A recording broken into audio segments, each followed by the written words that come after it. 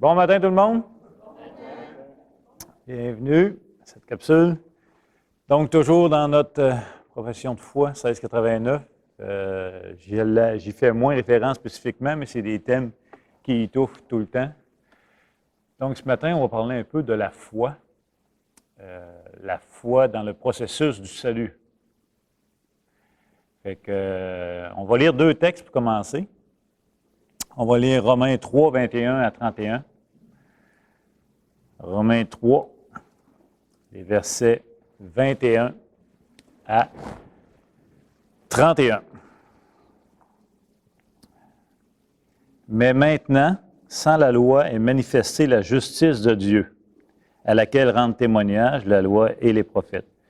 Justice de Dieu par la foi en Jésus-Christ pour tous ceux qui croient. Il n'y a point de distinction, car tous ont péché et sont privés de la gloire de Dieu. Et ils sont gratuitement justifiés par sa grâce, par le moyen de la rédemption qui est en Jésus-Christ. C'est lui que Dieu a destiné à être par son sang, pour ceux qui croiraient, victime propitiatoire, afin de montrer sa puissance, parce qu'il avait laissé impunis les péchés commis auparavant au temps de sa patience. Il montre ainsi sa justice dans le temps présent, de manière à être juste, tout en justifiant celui qui a la foi en Jésus. Où donc est le sujet de se glorifier? Il est exclu. Par quelle loi? Par la loi des œuvres? Non, mais par la loi de la foi. Car nous pensons que l'homme est justifié par la foi, sans les œuvres de la loi. Donc, ça, c'est un premier texte. Un deuxième texte que j'aimerais voir avec vous, vous savez peut-être par cœur, c'est Éphésiens, chapitre 2, les versets 8 et 9. Car c'est par la grâce que vous êtes sauvés par le moyen de la foi. Ensuite,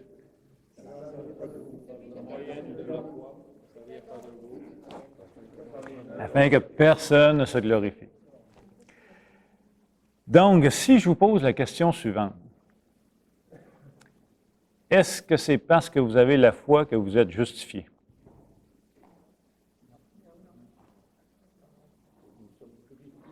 Justifié.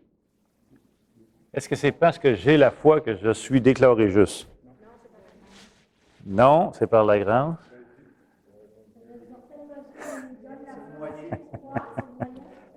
Pasteur Jaume ne parle plus. Laisse-les réfléchir.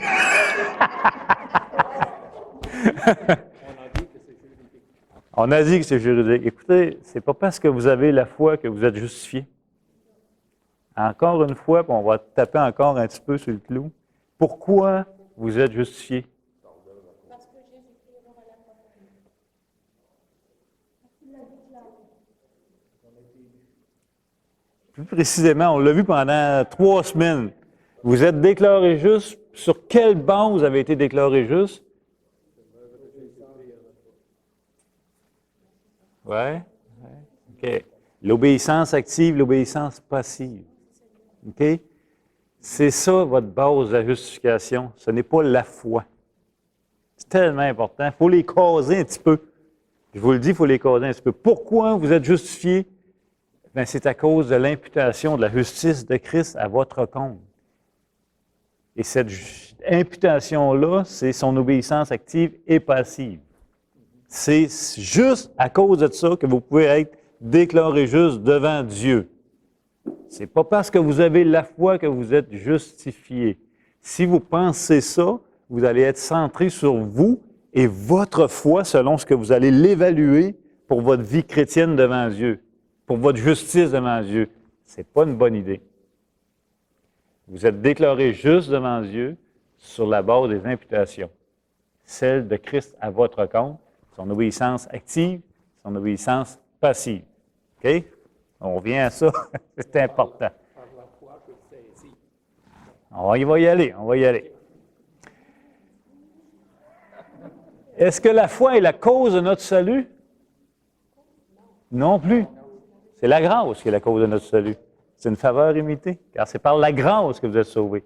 Qu'est-ce qui est en arrière de tout le processus du salut qui nous est offert? C'est la grâce de Dieu. C'est une faveur imméritée.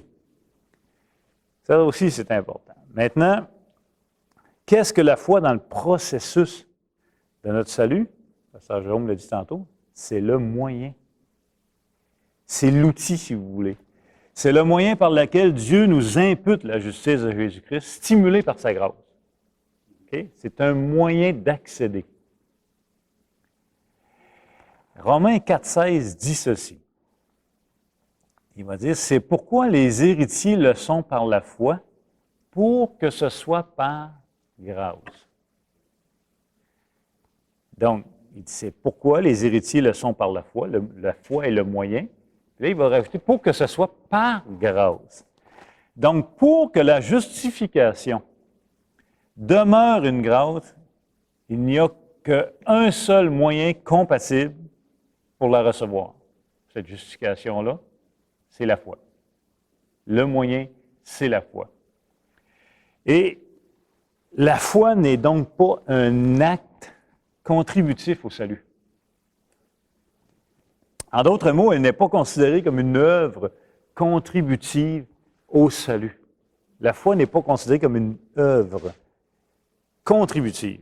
OK? Fait que ça, c'est important aussi de saisir. Donc, la foi est le moyen, OK, donné par Dieu pour recevoir sa justice. C'est la foi seule. Quand on dit la foi seule, on parle de la foi sans les œuvres. OK? La foi exclut les œuvres. L'inverse est aussi vrai, on pourrait dire. Les œuvres excluent la foi. Si vous voulez utiliser les œuvres comme moyen d'accéder à la justice de Christ, ben vous allez exclure la foi.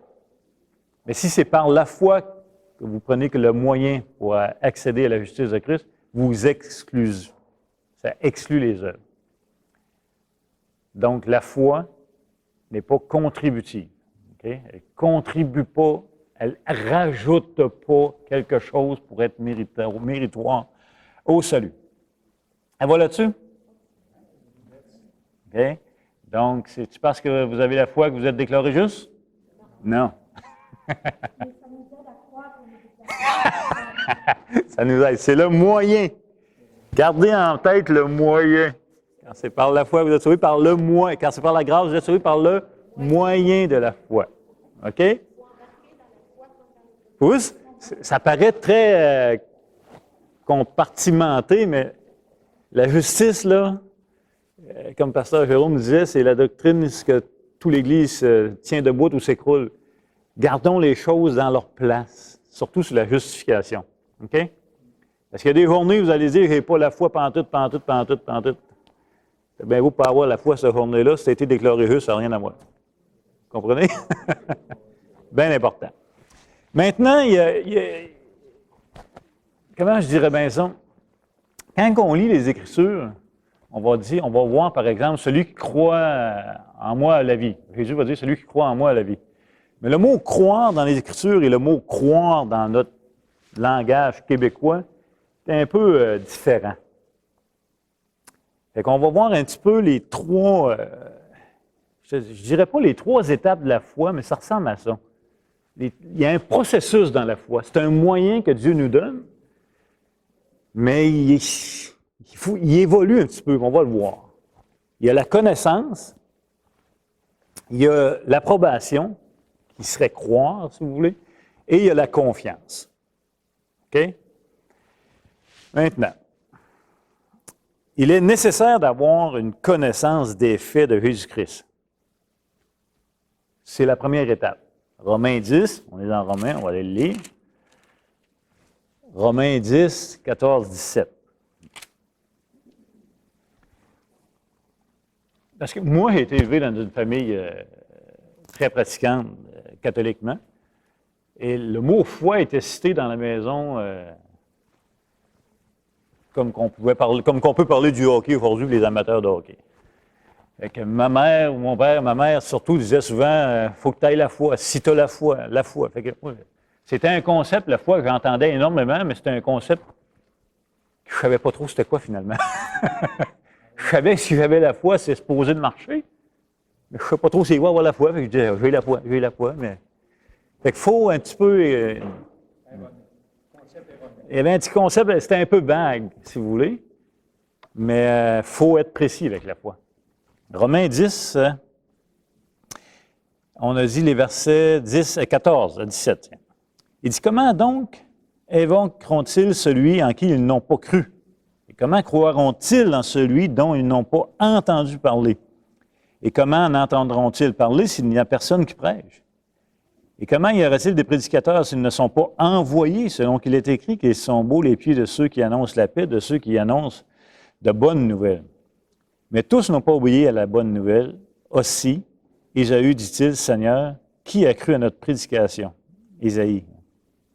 Ainsi, la foi vient de ce qu'on entend, et ce qu'on entend vient de la parole de Christ.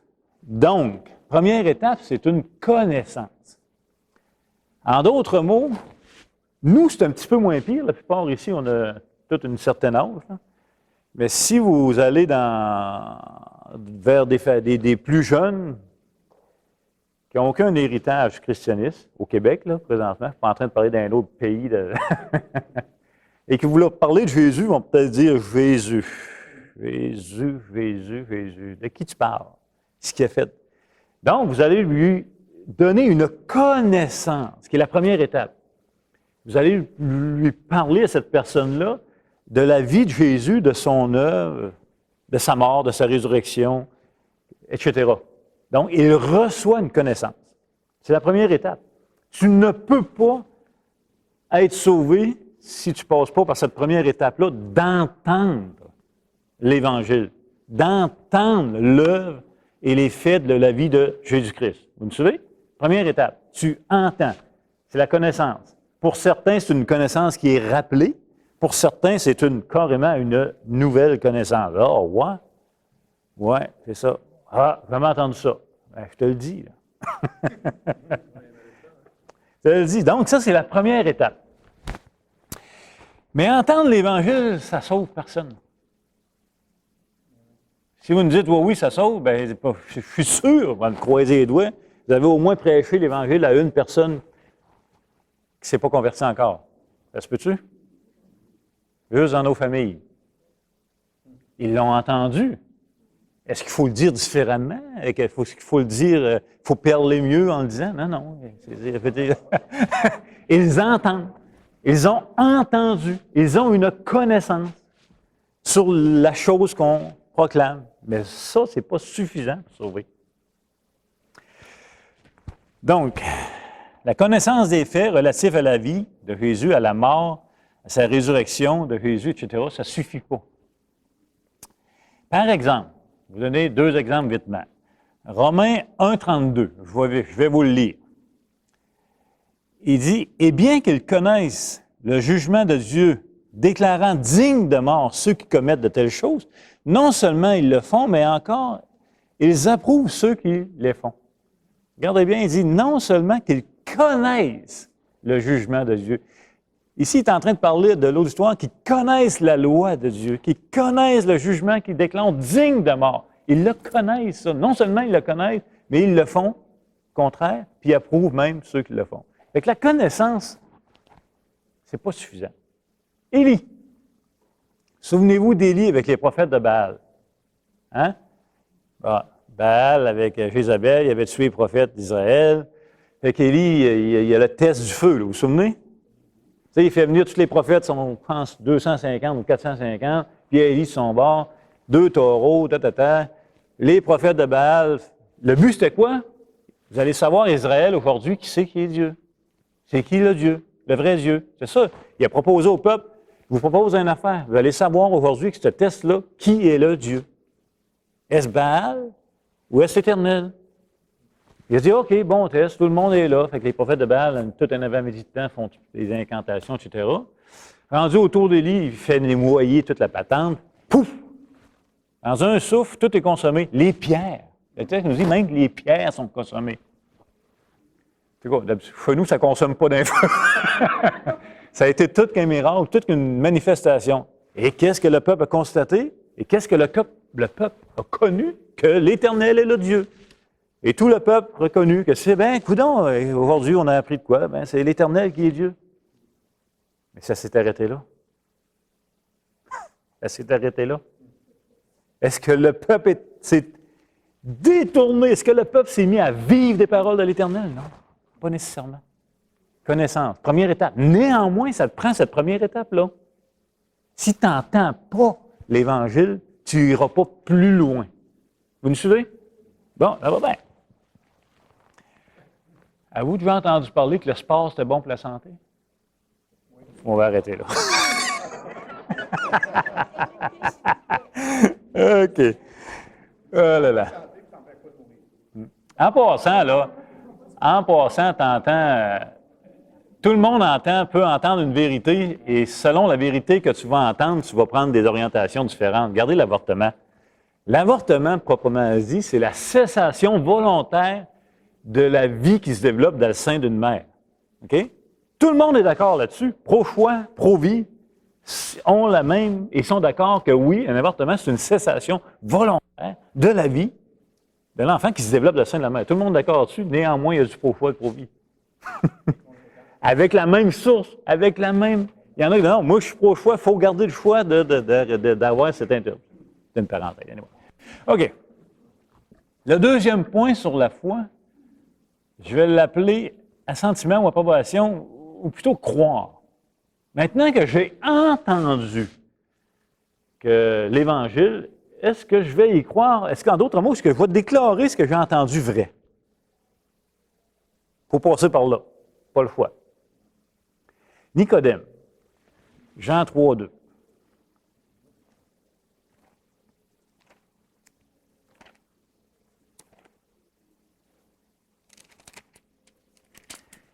Nicodème dans Jean chapitre 3. Mais il y eut un homme d'entre les pharisiens nommé Nicodème, un chef des Juifs, qui vint, lui, auprès de Jésus de nuit, et lui dit, Rabbi, nous savons que tu es un docteur venu de Dieu, car personne ne peut faire ces miracles que tu fais si Dieu n'était avec lui. Voyez-vous que Nicodème a passé à la deuxième étape, lui. Il a entendu prêcher Jésus, mais là, il ne fait pas eux savoir entendu, il croit qu'il est un envoyé de Dieu. Il a passé une étape de plus. Non seulement il a entendu quelque chose, mais là, il croit plus. Il croit même qu'il est un envoyé de Dieu, car personne ne peut faire ces miracles si Dieu n'est avec lui. Mais à ce stade-là, ça ne fait pas encore de Nicodème un croyant. L'Écriture nous rapporte qu'il n'est pas encore croyant, malgré qu'il croit que Jésus est vraiment un envoyé de Dieu. C'est assez particulier. Actes 26, 24, 29.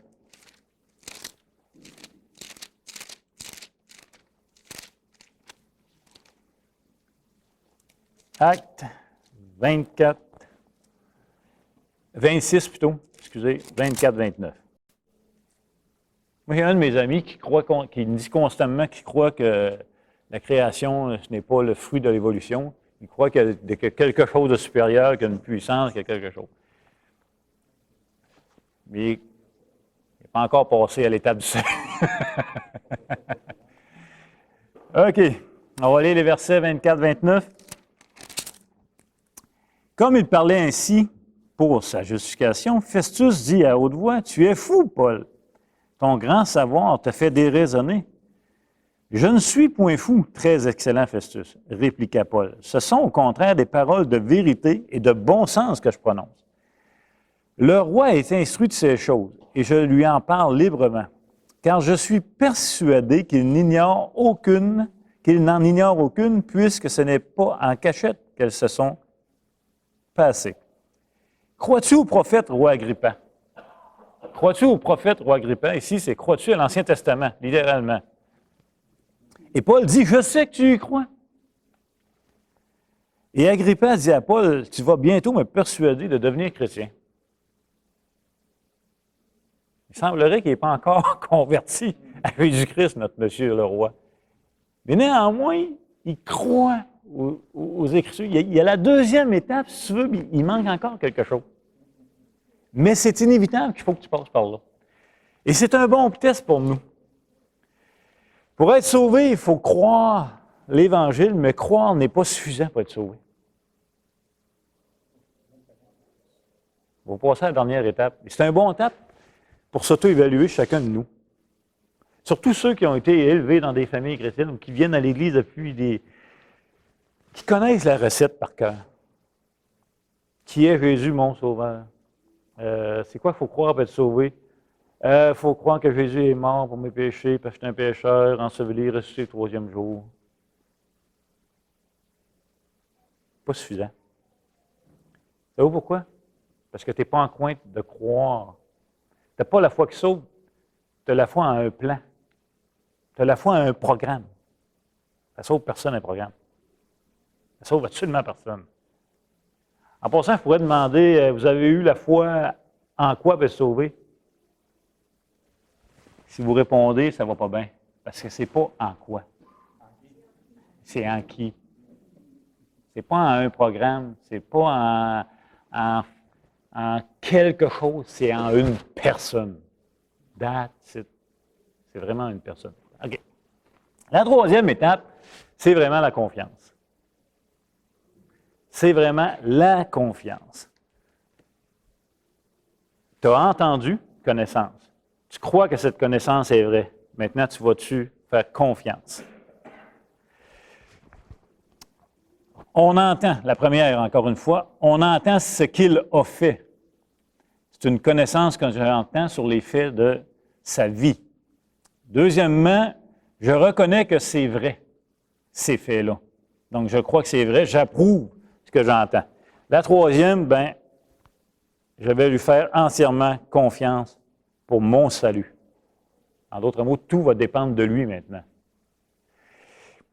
Et c'est là que je vous dis que croire dans les évangiles, ça égale confiance pour nous en bon québécois. Par exemple, Jean 1,2. Jean 1,12.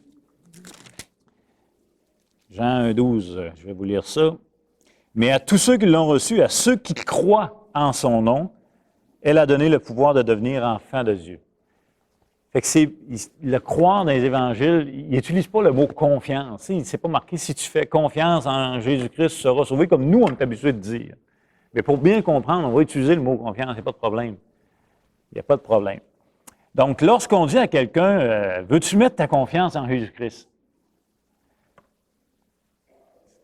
Comment je dirais bien? C'est correct, là. Mais faites attention pour pas que la personne l'interprète comme veux-tu venir au cinéma avec moi? Ah non, pire que ça. Veux-tu venir magasiner avec moi?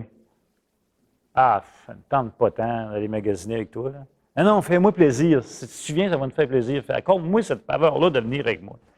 De demander à quelqu'un, veux-tu mettre ta confiance en Jésus-Christ? Il ne faut pas qu'il l'interprète comme étant, veux-tu faire une faveur à Jésus-Christ? Il serait content, là, si tu mettrais ta confiance en lui.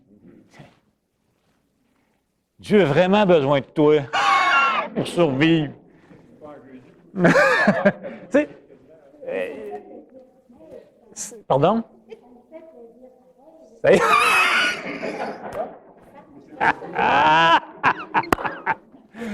aïe, aïe. Comprenez, vous pouvez l'utiliser, mais assurez-vous que les gens comprennent bien. Veux-tu mettre ta confiance en Jésus-Christ, là? C'est, tu vas recevoir. Tu sais, c'est pas l'inverse, tu donnes rien, là, tu vas recevoir. L'emphase est sur ce que Jésus-Christ a accompli pour le pécheur. Veux-tu mettre ta confiance en Jésus-Christ? C'est, savais-tu que tu étais un condamné, que tu mérites juste la mort? Que tu es un pécheur, que tu es le pire ennemi de Jésus-Christ? Néanmoins, veux-tu mettre ta confiance en lui? Oui, mais là, tu viens de me dire que je suis un ennemi, que je mérite. Oui, oui.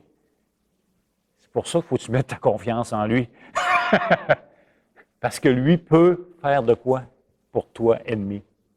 Tu sais, juste s'assurer. Tu sais, quand on utilise les mots, on est tellement familier avec ces phrases-là. Assurez-vous, tu sais, je ne sais pas, moi, mon frère peut me dire, peut-être une bonne fois, je ferai bien confiance. Là. Donnez votre vie à Jésus-Christ. On utilise ça. Veux-tu donner ta vie à Jésus-Christ? Il faut garder en mémoire que ça l'enrichit le pécheur et non Dieu. Tu sais?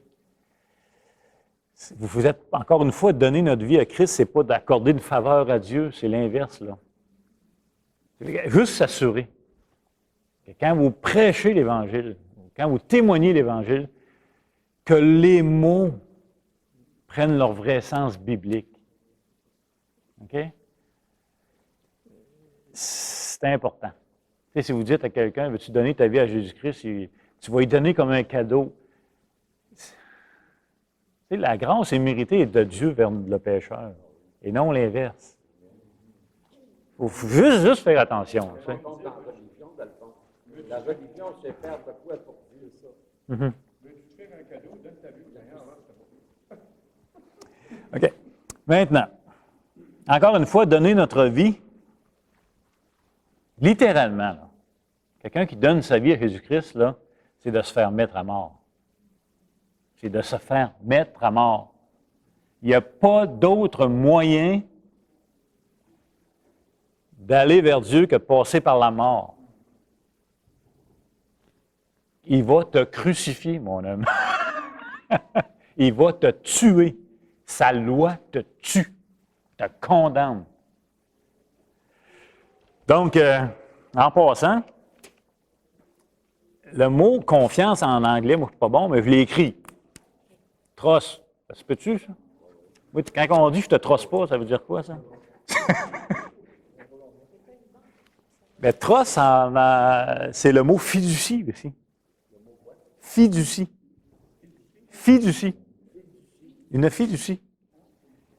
Fiducie, c'est que tu confies, par exemple, tes biens ou à une fiducie pour qu'il l'administre et qu'il le gère. C'est exactement ça avec Dieu. Quand on met notre confiance en Jésus-Christ, on est en train, pas de donner notre vie pour faire un cadeau à Dieu, on est en train de dire, ma vie va être gérée dorénavant par Dieu. Va être administrée dorénavant par Dieu. Et voilà. C'est vraiment différent de notre langage. Jean 3,16 va dire quoi? Car Dieu a tant aimé le monde qu'il a donné son Fils unique afin que quiconque croit en lui ne périsse point, mais qu'il ait la vie éternelle. La foi sauve personne. Savez-vous pourquoi? Parce que c'est l'objet de la foi. Donc, c'est en qui? Encore une fois. Jean 3,16, il dit, afin que quiconque croit, et c'est les deux mots, en lui. Tu t'en sors pas. C'est en lui. Donc, tout le processus de la foi, t'entends, nouvelle connaissance, l'Évangile, tu crois que c'est vrai, maintenant tu mets ta confiance, c'est le en lui. C'est lui. OK? C'est extrêmement important. Donc, la foi sauve personne, Jésus-Christ sauve. Il n'y a pas d'autre chose qui sauve. C'est une personne, c'est le Fils de Dieu. C'est Christ qui est le sauveur. C'est lui qui sauve. Mais sans le moyen de la foi que Dieu a donné pour que ça demeure par grâce, bien, tu es incapable de mettre ta confiance en Christ. Vous me suivez? C'est que c'est le processus. Mettez-vous dans le contexte, je vais finir avec ça, du temps des apôtres. Bon. Christ a été crucifié à Jérusalem. OK? Vous êtes un habitant de Jérusalem. Mettons. Et là, vous entendez les discours des apôtres qui prêchent l'Évangile. Et là, ils vont prêcher que Jésus-Christ, c'est l'Ancien Testament, etc. Ils vont prêcher qu'il a été crucifié, vous l'avez crucifié, mais Christ l'a ressuscité, etc. Puisque vous êtes un habitant, vous entendez une connaissance, puis vous croyez que c'est vrai qu'il a été crucifié, vous l'avez vu. Vous pouvez avoir les deux premières étapes très, très rapidement. Nous, aujourd'hui, on prêche l'Évangile, qui c'est qui dit que c'est vrai qu'il a été crucifié, de toute façon? Hein? Ils l'ont inventé. Ils sont prêts à croire des choses qui est arrivées, je ne sais pas combien de millions d'années, mais un petit détail de 2000 ans, simple, crucifié, écrit dans toutes les... Ah non, ça, c'est pas vrai. Mais les gens qui habitaient à l'époque, là, oui, il a été crucifié. Il y était 3 brigands à être crucifiés. Mais il y en a qui ont passé la 3e étape de mettre leur confiance en lui pour leur salut. Il y en a d'autres que non. Donc, ça prend 3 étapes, tout le temps, tout le temps, tout le temps. Par exemple, vous croyez, vous entendez que le sport est bon pour la santé. Bah, ça se peut. Mais puisque tu n'en fais pas et ça ne te tente pas, tu vas te justifier. Bah, j'en connais un, moi. Hein? On en connaît tout le temps. qui s'entraîne à tous les matins, veut le voir passer, il est gros, mais piquette, il est en forme, il est en forme, il est en forme. Il a le cancer. Non, on veut toujours se justifier, n'est-ce pas? Et là, le sport, les bons pour sa santé, ça veut rien dire. Finalement, à force de me cogiter, ben, sais-tu quoi? Je te crois. J'ai passé une seconde étape. Je te crois que le sport est bon pour la santé. Mais ça va s'arrêter là. Un petit peu plus tard dans ta vie, coudonc, j'avais entendu que c'était bon. Je le crois que c'est bon. Mais je vais passer à la dernière étape. Je vais mettre ma confiance dans le sport. En d'autres mots, dorénavant, tout ce que je vais lire et entendre sur le sport va gérer ma vie. C'est ça l'Évangile. C'est ça la foi. Tu as entendu parler de Jésus-Christ? Ça a bien du sens. C'est bien manque vrai, c'est vrai. Mais un jour, tu vas confier ta vie. Et il va administrer ta vie. C'est ça que ça veut dire. Vous me suivez? Fait que c'est plus jamais, là, ces années ici, là, ça vaut la peine de prendre le temps. Parce que vous allez entendre plein de gens qui vont dire « j'ai la foi ». Vous allez entendre plein de gens qui vont dire « je crois que Jésus est mort ».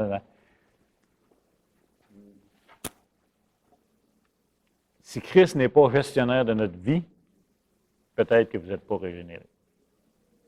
Peut-être. Il faut passer à la dernière étape. Il faut passer par la mort. La mort. Mais vois-tu, Luc, ce que tu viens de dire, c'est, on dirait que c'est l'homme. C'est pas ce que tu viens de dire.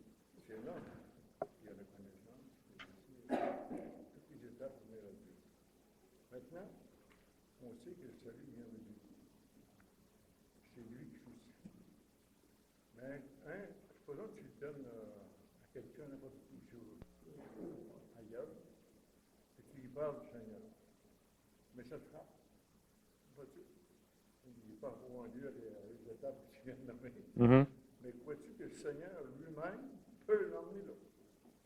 Au salut? La question, je pourrais résumer peut-être, j'ai bien compris, est-ce que la foi est un don de Dieu? Est-ce que la foi est l'œuvre de Dieu? On va le voir après les fêtes. Lisez Colossiens. Colossiens 2, 8. En tout cas, il a été accordé non seulement la grâce de souffrir, mais aussi la grâce de croire en lui. Oh, oh!